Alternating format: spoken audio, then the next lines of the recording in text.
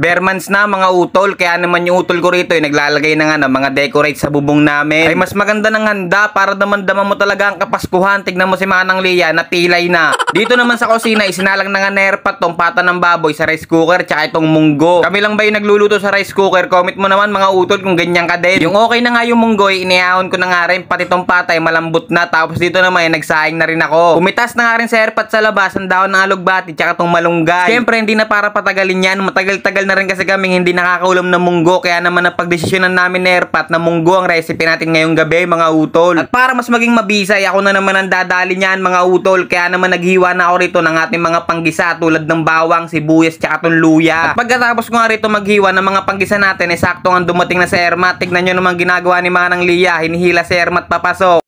Naman?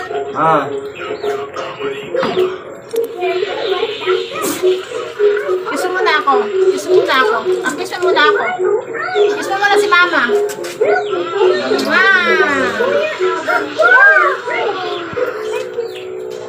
Thank you. Say thank you. Thank you. You know. At dahil nga dumating na si airmat galing trabaho, malamang gutom na yan. Kaya naman sisimulan ko na rin ditong gumanap sa kusina. Mabilis ang luto lang ang ganap natin dito mga utol, dahil malambot na rin naman yung pata natin. Minekos-mekos ko nga lang tong bawang, sibuyas, luya. At pagkatapos inulog ko na nga rin tong pata natin. At minekos-mekos ko nga lang ulit yan. Mekos-mekos nga lang yan. Pagkatapos ilalagyan ko na nga rin yan nentong patis ng isang takal ng sandok para lasang-lasa talaga ang pata. Walang katapusang mekos-mekos ni insan yan. Pagkatapos nilagyan pa nentong pamintang pino para talagang swabing-swabe. Tinakpan na muna. At kapag napansin nyo na ang sunog na yung gilid ng kawali, imekos-mekos nyo na yan mga utol kung ayaw nyo dumikit yung baboy nyo. At nilaglag ko na nga rin itong munggo at nilagyan ko na nga rin ito ng pork cube tsaka magic sarap para mabisang mabisa. Asin din syempre. At minekos-mekos ko na nga rin yan, insan. Takpan mo na nga yan utol. At pagkatapos bago kumuluin, ibuksan mo na ulit bago ihulog mo na nga itong pinagkuluan ng pata para mabisang mabisa talaga. Mekos-mekos na ulit yan, insan. At mukhang nakulangan pa ako sa tubig, kaya naman dinagdagan ko na rin. At mekos-mekos ulit. Tornado! Tinakpan na nga muna at nung kumulo na ulit ng malakas ay grabe na sarap yan, insan. Minekos-mekos niya na yan. Pagkatapos nilagyan na nga itong malunggay leaves ay talaga naman kain na ako niyan, sarap yan.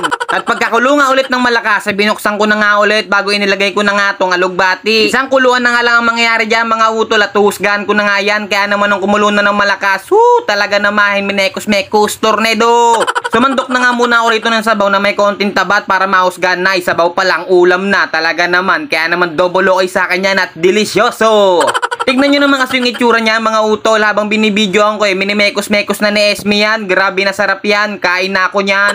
Ay kapag mga ganyang ulam, hindi na para patagalin yan. Kaya naman pinatay ko na at ilalapag ko na ang mga dapat ilapag dito sa lamesa. Basta yung mga ganyang ulam talaga, hindi na talaga pinapatagal yan. Hanggat mainit, yan ang masarap kainin. Yan ang masarap higupin at lalo-lalo sa lahat, yan ang masarap papakin. Kaya naman kung wala ka pang idea sa uulamin mo ngayong gabi, tumesting ka na. Kaya naman bagong latte, kain tayo mga utol. At habang nakain kami, magsha-shoutout ako. Kaya shoutout sa utol natin na si Marley Balano Anicol, kay Mar Ramos Dakdak from Pangasinan, kay Cams Bao from Montalban Rizal, kay Walter Barbie from Japan, kay Kenneth Miranda, kay Rugin Digulacion from Valenzuela City, kay Jesus Mayaw Dialogo Jr. from Teresa Rizal, kay JR Algora from Imus Cavite, at sa utol natin na si John Glenn Bilbar. Shoutout sa inyong lahat mga utol at maraming pong salamat sa mga suporta na binibigay ninyo. Kaya paano? Paalam!